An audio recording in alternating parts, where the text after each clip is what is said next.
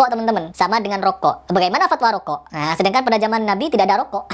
Begitu. Jadi bagaimana cara menghukumi rokok itu? Ya kembalikan lagi kepada hukum khomer. Hukum khomer bagaimana dulu? Begini, begitu. Karena menyebabkan banyak mudarat akhirnya diharamkan. Sama kan rokok teman-teman, sama dengan rokok. Bagaimana fatwa rokok? Nah, sedangkan pada zaman Nabi tidak ada rokok.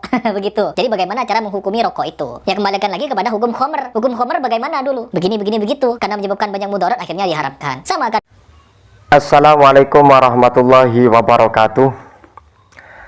Alhamdulillah wassalatu wassalamu ala rasulillah wa ala alihi wa sahbihi wa man wala amma ba'du.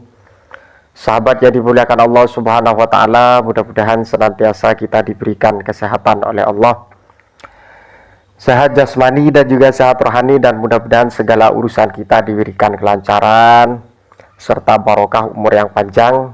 Kembali di Ufik Media ya. Ada satu penjelasan tentang hukum yang disampaikan oleh Mas Heri Pras ya, bahwa beliau itu membahas tentang keharaman rokok sama dengan keharaman khomer. Ini hukumnya dari Mas Heri Pras sendiri atau pijakannya kepada kajian kitab atau malah kepada Ustadz Salafi Wahabi? Saya kok menjadi heran dengan Mas Heri Pras ketika membahas rokok. Rokok hukumnya haram seperti khomer. Karena khomer itu sudah pasti haram ya. Tidak boleh untuk kita konsumsi, tidak boleh kita minum. Sama dengan rokok. Ternyata rokok katanya hukumnya haram. Sama dengan khomer ini. Hukum rimba atau dari kitab Salafi Wahabi atau memang dari Ustadz Heri Pras sendiri ya. Sebentar saya rokok dulu ya. Ini kalau menurut Heri Pras ini hukumnya haram, ini tidak boleh ini. Karena sama dengan minum khamr ya, karena bisa membahayakan katanya.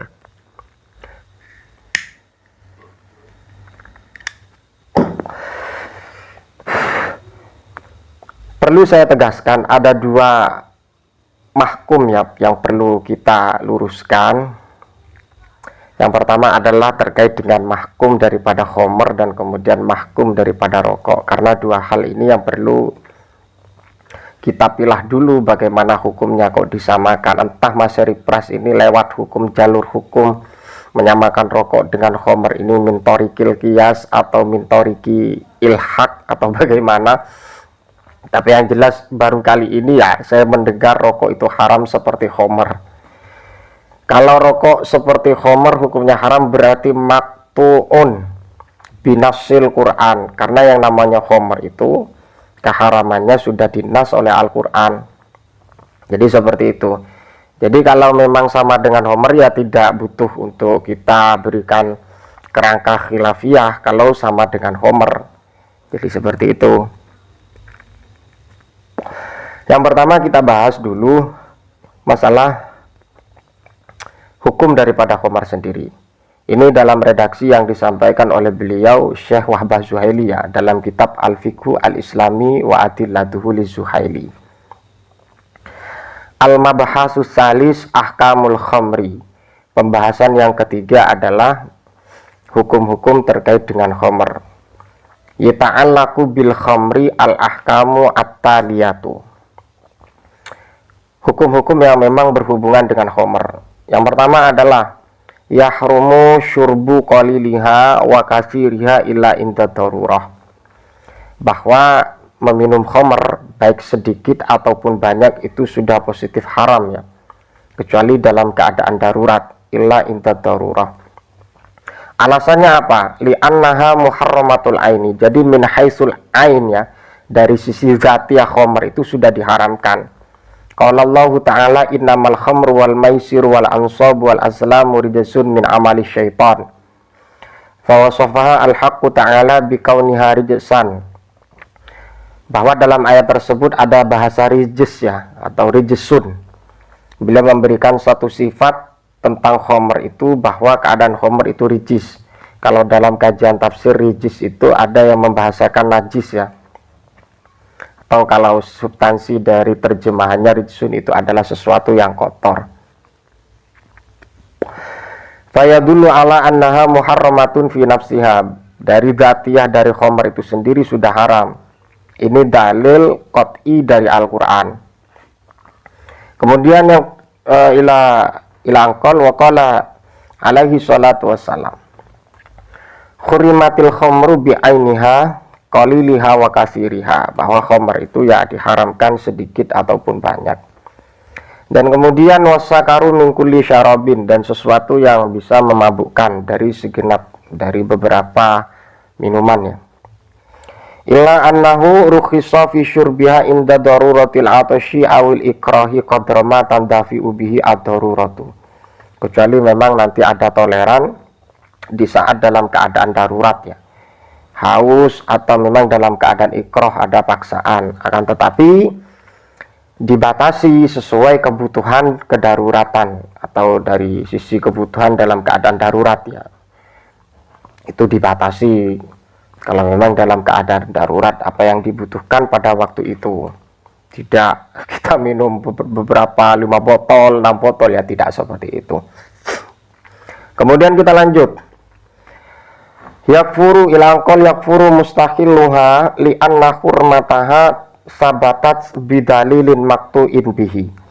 Kemudian orang yang menganggap khamr itu halal itu dianggap kufur, li'anna hurmataha sabatat bidalilin maktu'in bihi wa huwa nasul Qur'anil Karim fil ayati as-sabiqati, bahwa keharaman daripada khamr itu sendiri sudah tetap dengan dalil yang secara qat'i dari nas Al-Qur'an.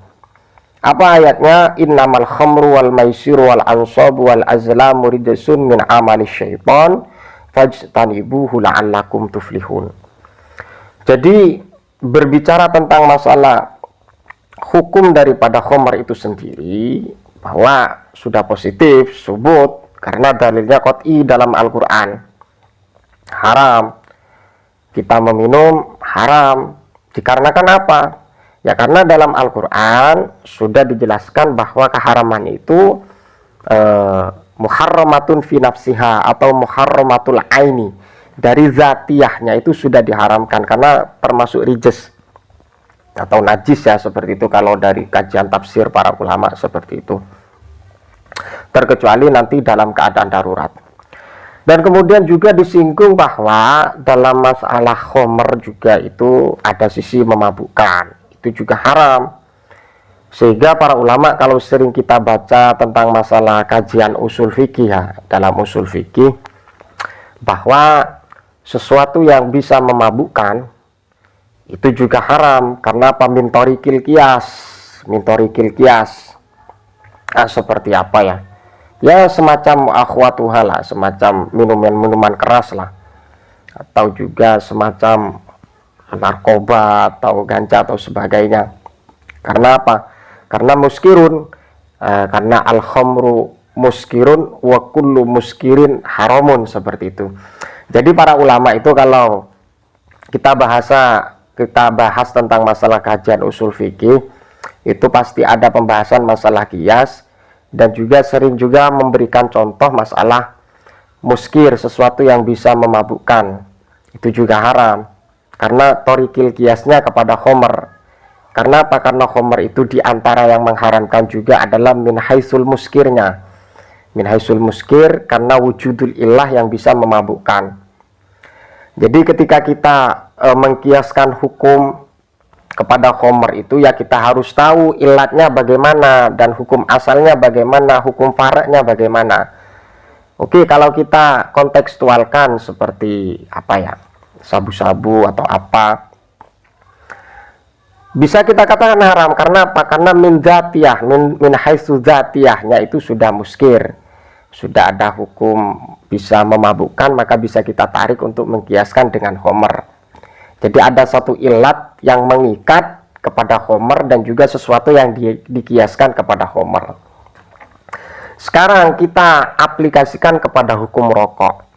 Hukum rokok itu kalau secara nas, secara qat'i, yang secara sharih dalam Al-Quran itu tidak ada. Jadi seperti itu Pak ya, Mas Ripras, kalau kita membahas tentang masalah konteks hukum rokok dan kemudian hukum khamr, kita harus tahu bagaimana yang perlu kita jadikan jami ya, atau yang kita samakan daripada rokok dengan khamr itu sendiri perlu kita ketahui, karena substansi hukumnya tidak sama. Toh seumpama rokok dihukumnya haram seperti khamr, ya jangan bahas masalah khilafiyah lagi dong, karena khamr itu ya sudah dalilnya secara qat'i dari Al-Quran, karena min zatiyahnya dari zatiyahnya khamr itu sendiri sudah hukum haram, tidak ada lagi perkhilafan daripada para ulama. Syurbu qaliliha wa katsiriha itu tetap haram kecuali dalam keadaan darurat. Sehingga ketika subut dalil qat'i yakfuru mustahiluha, jadi orang-orang yang menganggap khamr itu halal maka dihukumi kufur. Jadi seperti itu ya sahabat yang dimuliakan Allah Subhanahu wa taala. Walhasil sangat jauh sekali Mas Ripras ya. Jadi jangan seringkali membahas hukum yang tidak sesuai dengan kajian kitab, apalagi Mas Ripras menyamakan hukum haram seperti khamr, karena berbahaya dan sepertinya seperti yang dijelaskan. Ini substansinya tidak sama. Wallahu a'lam bishawab, mudah-mudahan bermanfaat. Wallahul muwaffiq ila aqwamit thoriq. Wassalamualaikum warahmatullahi wabarakatuh.